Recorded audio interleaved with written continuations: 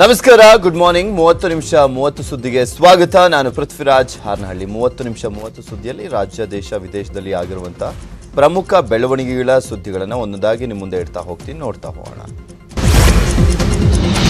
ಬೆಳಗಾವಿಯಲ್ಲಿ ಎಂಇಎಸ್ ಪುಂಡರ ಪುಂಡಾಟ ನಿಲ್ಲುವ ಹಾಗೆ ಕಾಣ್ತಿಲ್ಲ. ಮೇಲಿಂದ ಮೇಲೆ ಕನ್ನಡಿಗರ ವಿರುದ್ಧ ಕಾಲ್ಕೆರೆದು ಬರ್ತಿದ್ದಾರೆ ಈ ದುಷ್ಕರ್ಮಿಗಳು. ಬೆಂಗಳೂರಿನಲ್ಲಿ ಶಿವಾಜಿ ಪ್ರತಿಮೆಗೆ ಅಪಮಾನ ಮಾಡಿದ ಆರೋಪದ ಹಿನ್ನೆಲೆಯಲ್ಲಿ ಬೆಳಗಾವಿಯಲ್ಲಿ ಪುಂಡಾಟವಾಡಿದ್ದಾರೆ. ಎಂಇಎಸ್ ಪುಂಡಾಟ ಮಿತಿ ಮೀರಿದ ಹಿನ್ನೆಲೆಯಲ್ಲಿ ಕನ್ನಡಪರ ಸಂಘಟನೆಗಳು ಸಭೆಯನ್ನು ನಡೆಸಿ ಇಂದು ಬೆಳಗಾವಿ ಚಲೋ ಕಾರ್ಯಕ್ರಮವನ್ನು ಹಮ್ಮಿಕೊಂಡಿವೆ. ಬೆಳಗ್ಗೆ 11:30ಕ್ಕೆ ಮೈಸೂರು ಬ್ಯಾಂಕ್ ಸರ್ಕಲ್ನಿಂದ ಬೆಳಗಾವಿ ಚಲೋ ಪ್ರಾರಂಭ ಆಗ್ತಾ ಇದೆ. ಮೆಜೆಸ್ಟಿಕ್ನಲ್ಲಿರುವಂಥ ಕ್ರಾಂತಿವೀರ ಸಂಗೊಳ್ಳಿ ರಾಯಣ್ಣಮೂರ್ತಿಗೆ ಮಾಲಾರ್ಪಣೆಯನ್ನು ಮಾಡಿ ಕನ್ನಡಪರ ಹೋರಾಟಗಾರರು ಬೆಳಗಾವಿ ಕಡೆ ಪ್ರಯಾಣವನ್ನು ಬೆಳೆಸಲಿದ್ದಾರೆ. ಈ ಬಗ್ಗೆ ಹೇಳಿರುವಂಥ ಕರವೇ ಪ್ರವೀಣ್ ಶೆಟ್ಟಿ ಕಿತ್ತೂರು ರಾಣಿ ಚೆನ್ನಮ್ಮಗೆ ಮಾಲಾರ್ಪಣೆಯನ್ನು ಮಾಡಿ ಸುವರ್ಣಸೌಧಕ್ಕೆ ಮುತ್ತಿಗೆಯನ್ನು ಹಾಕಲಿದ್ದೇವೆ. ಎಂಇಎಸ್ ವಿರುದ್ಧ ಹೋರಾಟ ಇದು ರಕ್ತ ಕ್ರಾಂತಿ ಆದರೂ ಕೂಡ ಪರವಾಗಿಲ್ಲ, ಹೋರಾಟ ನಿಲ್ಲಿಸಲ್ಲ ಅಂತ ಹೇಳಿದ್ದಾರೆ. ಮಾತಾಡಿದ್ದೀವಿ, ಹಿರಿಯ ಹೋರಾಟಗಾರಂತ ನಾರಾಯಣಗೌಡರಿಗೆ ಮಾತಾಡಿದ್ದೀವಿ, ಕೋಡಿಹಳ್ಳಿ ಅವರಿಗೆ ಮಾತಾಡಿದ್ದೀವಿ.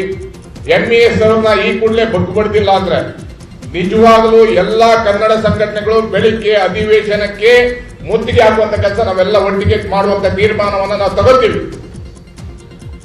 ತಕ್ಕ ಬುದ್ಧಿಯನ್ನು ಕಲಿಸುವಂತ ಕೆಲಸವನ್ನ ಮಾಡ್ತೀವಿ. ಒಬ್ಬ ಕನ್ನಡಿಗನಿಗೆ ಬೆಳಗಾವಿ ಮಹಾರಾಷ್ಟ್ರದಲ್ಲಿ ತೊಂದರೆ ಆದ್ರೆ ಇಡೀ ಕರ್ನಾಟಕದಲ್ಲಿ ಹೊತ್ತಿ ಉರಿಯುವಂತ ಕೆಲಸ ಆಗುತ್ತೆ ಅನ್ನೋ ಎಚ್ಚರಿಕೆ. ಬೆಂಗಳೂರಿನ ಸದಾಶಿವನಗರದಲ್ಲಿನ ಶಿವಾಜಿ ಪ್ರತಿಮೆಗೆ ಮಸಿ ಬಳಿದ ಪ್ರಕರಣದ ಸಂಬಂಧ ಪೊಲೀಸರು 4 ವಶಕ್ಕೆ ಪಡೆದಿದ್ದಾರೆ. ಪ್ರತಿಮೆಗೆ ಮಸಿ ಬಳಿದ ಆರೋಪದ ಹಿನ್ನೆಲೆಯಲ್ಲಿ ಸದಾಶಿವನಗರ ಪೊಲೀಸರು ಅಜ್ಞಾತ ಸ್ಥಳದಲ್ಲಿ ವಿಚಾರಣೆಯನ್ನು ನಡೆಸಿದ್ದಾರೆ. ಮಸಿ ಬಳಿದವರ ಪತ್ತೆಗೆ 2 ವಿಶೇಷ ತಂಡವನ್ನು ರಚಿಸಲಾಗಿತ್ತು.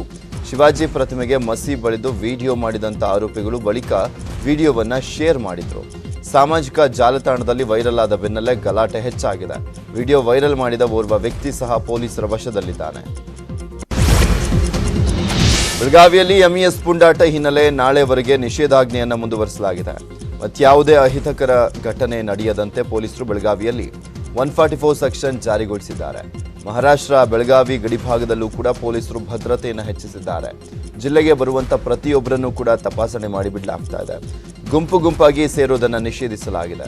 ಶಿವಾಜಿ ಪುತ್ಥಳಿ, ರಾಯಣ್ಣ ಪ್ರತಿಮೆ ಸ್ಥಳಗಳಲ್ಲಿ ಪೊಲೀಸರನ್ನ ನಿಯೋಜನೆ ಮಾಡಲಾಗಿದೆ. ಇನ್ನು ದುಷ್ಕೃತ್ಯ ನಡೆಸಿದಂಥ ಎಂಇಎಸ್ ಪುಂಡರಿಗೆ 14 ದಿನ ನ್ಯಾಯಾಂಗ ಬಂಧನಕ್ಕೊಪ್ಪಿಸಲಾಗಿದೆ. ಬೆಳಗಾವಿಯಲ್ಲಿ ಎಂಇಎಸ್ ಪುಂಡಾಟಿಕೆ ಖಂಡಿಸಿ ಯಾದಗಿರಿಯಲ್ಲಿ ಕರವೇ ಪ್ರತಿಭಟನೆಯನ್ನು ನಡೆಸಿದೆ. ರಾತ್ರಿ ಹುಣಸಗಿ ತಾಲೂಕಿನ ಕೊಡೇಕಲ್ನಲ್ಲಿ ಕರವೇ ಕಾರ್ಯಕರ್ತರು ಪಂಚಿನ ಮೆರವಣಿಗೆ ಮೂಲಕ ಪ್ರತಿಭಟನೆಯನ್ನು ನಡೆಸಿದ್ದಾರೆ. ರಾಜ್ಯದಲ್ಲಿ ಎಂಇಎಸ್ ಶಿವಸೇನೆ ನಿಷೇಧ ಮಾಡಲಿಕ್ಕೆ ಆಗ್ರಹಿಸಿದ್ದಾರೆ. ಪುಂಡಾಟ ಮೆರೆದವರನ್ನ ಒಳಗಡೆ ಹಾಕಲಾಗಿದೆ. ಮತ್ತೆ ಮುಂದುವರೆದರೆ ಕ್ರಮ ಕೈಗೊಳ್ತೇವೆ ಅಂತ ಗದಗ್ನಲ್ಲಿ ಸಚಿವ ಕೆಎಸ್ ಈಶ್ವರಪ್ಪ ಹೇಳಿದ್ದಾರೆ.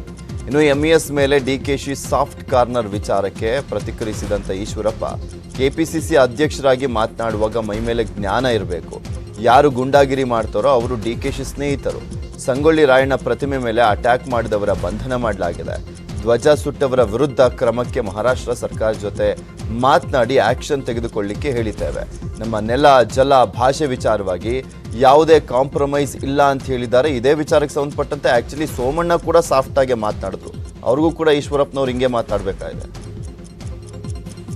ಸಂಗೊಳ್ಳಿ ರಾಯಣ್ಣ ಪ್ರತಿಮೆ ಮೇಲೆ ಯಾರು ಅದನ್ನು ಅಟ್ಯಾಕ್ ಮಾಡಿ ಅದ್ರ ತೊಂದರೆ ಕೊಟ್ಟುವಂಥ ಪ್ರಯತ್ನ ಮಾಡಿದಾರೋ ಆ ಪುಂಡ್ರಿಗೆ ಈಗಾಗಲೇ ಸುಮಾರು 25ರಿಂದ 30 ಜನನ ಸರ್ಕಾರ ಬಂಧನ ಮಾಡಿದೆ. ಯಾವ ಕಾರಣಕ್ಕೂ ಕೂಡ ಇಂಥವ್ರನ್ನ ನಾವು ಬಿಡಕ್ಕೆ ಸಾಧ್ಯನೇ ಇಲ್ಲ. ಏನು ಕನ್ನಡದ ಧ್ವಜದ ಬಗ್ಗೆ ಸುಟ್ಟಿದ್ದಾರೆ, ಇದನ್ನ ಮಹಾರಾಷ್ಟ್ರದ ಸರ್ಕಾರದ ಜೊತೆಗೆ ಮಾತುಕತೆ ನಡೆಸಿ ಇಂಥ ಪುಂಡ್ರ ಬಗ್ಗೆ ಆಕ್ಷನ್ ತಗೋಬೇಕು ಅಂತಲೂ ಕೂಡ ಈಗಾಗಲೇ ನಾವು ಹೇಳಿದ್ದೇವೆ. ಯಾವುದಕ್ಕೂ ಕೂಡ ಕಾಂಪ್ರಮೈಸ್ ಇಲ್ಲ. ನಮ್ಮ ಧ್ವಜದ ಬಗ್ಗೆ ಇರ್ಬೋದು ಅಥವಾ ನಮ್ಮ ಮಹಾಪುರುಷರ ಬಗ್ಗೆ ಇರ್ಬೋದು, ತೊಂದರೆ ಕೊಡೋಂಥವ್ರ ಬಗ್ಗೆ ಕ್ರಮ ತಗೋತೀವಿ. ಭಾಳ ಇಂಪಾರ್ಟೆನ್ಸ್ ಅವ್ರಿಗೆ ಕೊಡೋಂಥ ಅವಶ್ಯಕತೆ ಇಲ್ಲ. ಅವ್ರನ್ನ ಆಗಲೇ ಒಳ ಹಾಕಿದ್ದೀವಿ. ಮೊನ್ನೆನೂ ಕೂಡ ಮಾಡಿದಂಥ ಸಂದರ್ಭದಲ್ಲಿ ಈಗಲೂ ಕೂಡ ಮಾಡಿದ್ದೀವಿ. ಮುಂದೆ ಮಾಡಿದ್ರೆ ಇನ್ನೇನು ಕ್ರಮ ತಗೋಬೇಕು ತಗೋತೀವಿ. ಬೆಳಗಾವಿಯಲ್ಲಿ ಎಂಇಎಸ್ ಅಶಾಂತಿಯನ್ನು ಮೂಡಿಸಿದೆ. ಸ್ವಾತಂತ್ರ್ಯ ಹೋರಾಟಗಾರರಿಗೆ ಪ್ರತಿಮೆಗೆ ಅವಮಾನ ಮಾಡಿರುವಂಥದ್ದು ಖಂಡನೀಯ ಅಂತ ಅಥಣಿಯಲ್ಲಿ ಲಕ್ಷ್ಮಣ ಸವದಿ ಪ್ರತಿಕ್ರಿಯೆಯನ್ನು ಕೊಟ್ಟಿದ್ದಾರೆ. ಬೆಳಗಾವಿಯಲ್ಲಿ ಅಶಾಂತಿ ಮೂಡಿಸಿದ ಜನರನ್ನ ಪೊಲೀಸರು ವಶಕ್ಕೆ ಪಡೆದುಕೊಂಡಿದ್ದಾರೆ. 2 ಸಂಘಟನೆಯಲ್ಲಿ ಗೊಂದಲ ಉಂಟಾಗಿದೆ. ಅಶಾಂತಿಯ ಹಿಂದೆ ರಾಜಕೀಯ ಕೈವಾಡ ಅಡಗಿದೆ. ರಾಜ್ಯದಲ್ಲಿ ಎಂಇಎಸ್ ಸಂಘಟನೆ ನಿಷೇಧನೆ ಮಾಡುವುದರ ಬಗ್ಗೆ ಚರ್ಚೆ ನಡೆಯಬೇಕು ಅಂತ ಮಾಜಿ ಉಪಮುಖ್ಯಮಂತ್ರಿ ಲಕ್ಷ್ಮಣ್ ಸವದಿ ಹೇಳಿದ್ದಾರೆ. ಮುಖ್ಯಮಂತ್ರಿಗಳು ಮತ್ತು ಗೃಹ ಸಚಿವರು ಭಾಳ ಕಟ್ಟುನಿಟ್ಟಿನ ಸೂಚನೆಯನ್ನು ಕೊಟ್ಟು ಅವ್ರು ಯಾರೇ ಇದ್ರೂ ಕೂಡ ಅವ್ರಿಗೆ ಹೆಡಿಮುರಿ ಕಟ್ಟಬೇಕು, ಅವರನ್ನು ಜೈಲಿಗೆ ತಳ್ಳಬೇಕು ಅಂತ ಹೇಳಿದ್ದಾರೆ. ಈಗಾಗಲೇ ಅಂಥವ್ರನ್ನ ಅರೆಸ್ಟ್ ಮಾಡಿದ್ದಾರೆ, ಜೈಲಿಗೆ ತಳ್ಳಿದ್ದಾರೆ. ಜೈಲದಲ್ಲಿ ಇದ್ಕೊಂಡು ನ್ಯಾಯಾಲಯ ಕೂಡ ಅವ್ರನ್ನ ಪೊಲೀಸ್ ಕಸ್ಟಡಿಗೆ ಮುಂದುವರಿಸಬೇಕು ಅಂತೇಳಿ ಆದೇಶ ಆಗಿದೆ. ಬೆಳಗಾವಿಯಲ್ಲಿನ ಎಂಇಎಸ್ ಕಾರ್ಯಕರ್ತರ ಪುಂಡಾಟಿಕೆ ಖಂಡಿಸಿ ಬೆಂಗಳೂರಲ್ಲೂ ಕೂಡ ಪ್ರತಿಭಟನೆ ನಡೆಯಿತು. ಕರವೇ ಪ್ರವೀಣ್ ಶೆಟ್ಟಿ ಬಣ ಹಾಗೂ ನಾರಾಯಣಗೌಡ ಬಣ ಪ್ರತ್ಯೇಕವಾಗಿ ಪ್ರತಿಭಟನೆಯನ್ನು ನಡೆಸಿದ್ರು. ಈ ವೇಳೆ ಎಂಇಎಸ್ ಸಂಘಟನೆಯನ್ನ ಬ್ಯಾನ್ ಮಾಡಬೇಕು ಅಂತ ಆಗ್ರಹಿಸಿದ್ರು. ಇಂಥ ಪುಂಡಾಟಿಕೆ ಇವತ್ತಿಂದಲ್ಲ, ಭಾರಿ ವರ್ಷಗಳಿಂದ ನಡ್ಕೊಂಡು ಬರ್ತಾ ಇದೆ. ಆದರೂ ಸಹ ನಮ್ಮ ಸರ್ಕಾರ ಸಹಿಸಿಕೊಂಡಿದೆ ಅಂದರೆ ಅದು ರಣಹೇಡಿತನ. ರಣಹೇಡಿಗಳ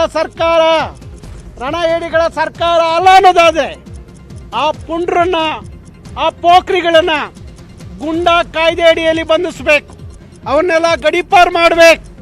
ಕರ್ನಾಟಕದ ನೆಲದಲ್ಲಿ ಬದುಕುವ ರೀತಿ ನೀತಿಯನ್ನು ಕಲಿದೇ ಹೋದರೆ ಅಂಥವರು ಕರ್ನಾಟಕದ ನೆಲದಲ್ಲಿ ಇರಬಾರ್ದು. ಬೆಳಗಾವಿಯಲ್ಲಿ ಎಂಇಎಸ್ ಪುಂಡಾಟ ಹಿನ್ನೆಲೆಯಲ್ಲಿ ಬೆಂಗಳೂರಿನಲ್ಲೂ ಕೂಡ ಬಂದೋಬಸ್ತನ್ನ ಮಾಡಿದ್ದಾರೆ. ಬೆಂಗಳೂರಿನಲ್ಲಿರುವಂತಹ ಎಲ್ಲ ಶಿವಾಜಿ ಪ್ರತಿಮೆಗಳಿಗೆ ಪೊಲೀಸರು ಭದ್ರತೆಯನ್ನು ನೀಡಿದ್ದಾರೆ. ಹಾಗೆ ಮರಾಠಿಗರು ವಾಸಿಸುವಂತಹ ಏರಿಯಾ, ಮಹಾರಾಷ್ಟ್ರದಿಂದ ಬರುವಂತಹ ಬಸ್ ವಾಹನಗಳಿಗೆ ಭದ್ರತೆಯನ್ನು ನೀಡಲಾಗಿದೆ. ಮರಾಠಿ ಜನ ವಾಸಿಸುವಂತಹ ಕಾಲೋನಿಗಳ ಬಳಿ ಪೊಲೀಸರು ಬಂದೋಬಸ್ತನ್ನು ಮಾಡಿದ್ದಾರೆ. ಶಿವಾಜಿ ಪ್ರತಿಮೆಯ ಸುತ್ತಮುತ್ತ 4 ಕಡೆಗಳಲ್ಲಿ ಸಿಸಿಟಿವಿ ಅಳವಡಿಸಿದ್ದಾರೆ. ಬೆಳಗಾವಿ ಘಟನೆಯನ್ನು ಖಂಡಿಸಿ ಬೃಹತ್ ಪ್ರತಿಭಟನೆಗೆ ಕೆಲ ಹಿಂದೂಪರ ಸಂಘಟನೆಗಳು ಕೂಡ ನಿರ್ಧರಿಸಿದ್ವು. ಕೂಡಲೇ ಎಲ್ಲರನ್ನೂ ಕೂಡ ಸದಾಶಿವನಗರ ಪೊಲೀಸ್ ಠಾಣೆಗೆ ಕರೆಸಿ ಪೊಲೀಸರು ಸಭೆಯನ್ನು ಮಾಡಿ ಪ್ರತಿಭಟನೆ ಕೈಬಿಡಲಿಕ್ಕೆ ಮನವಿಯನ್ನು ಮಾಡಿದ್ದಾರೆ. ಪೊಲೀಸರ ಮನವಿಗೆ ಸ್ಪಂದಿಸಿ ಪ್ರತಿಭಟನೆ ವಾಪಸ್ ಪಡೆಯಲಾಗಿದೆ. ರಾಜ್ಯದಲ್ಲಿ ದಿನೇ ದಿನೇ ಓಮೈಕ್ರಾನ್ ಸಂಖ್ಯೆ ಏರ್ತಾನೆ ಹೋಗ್ತಾ ಇದೆ. ರಾಜ್ಯದಲ್ಲಿ ಮತ್ತೆ ಹೊಸದಾಗಿ 6 ಓಮೈಕ್ರಾನ್ ಕೇಸ್ ಪತ್ತೆಯಾಗಿದೆ. ಈ ಬಗ್ಗೆ ಆರೋಗ್ಯ ಸಚಿವ ಡಾಕ್ಟರ್ ಕೆ ಸುಧಾಕರ್ ಟ್ವಿಟರ್ನಲ್ಲಿ ಮಾಹಿತಿಯನ್ನು ನೀಡಿದ್ದಾರೆ. ದಕ್ಷಿಣ ಕನ್ನಡ ಜಿಲ್ಲೆಯ 2 ಶಿಕ್ಷಣ ಸಂಸ್ಥೆಗಳಲ್ಲಿ ಓಮೈಕ್ರಾನ್ ಸ್ಫೋಟವಾಗಿದೆ. ಕ್ಲಸ್ಟರ್ 1ರಲ್ಲಿ 14 ಕೊರೋನಾ ಪಾಸಿಟಿವ್ ಪ್ರಕರಣದ ಪೈಕಿ 4 ಮಂದಿಗೆ ಓಮೈಕ್ರಾನ್ ದೃಢವಾಗಿದ್ರೆ, ಕ್ಲಸ್ಟರ್ 2ರಲ್ಲಿ 19 ಕೊರೋನಾ ಪಾಸಿಟಿವ್ ಸೋಂಕಿತರ ಪೈಕಿ ಒಬ್ಬರಲ್ಲಿ ಓಮೈಕ್ರಾನ್ ಸೋಂಕು ಪತ್ತೆಯಾಗಿದೆ.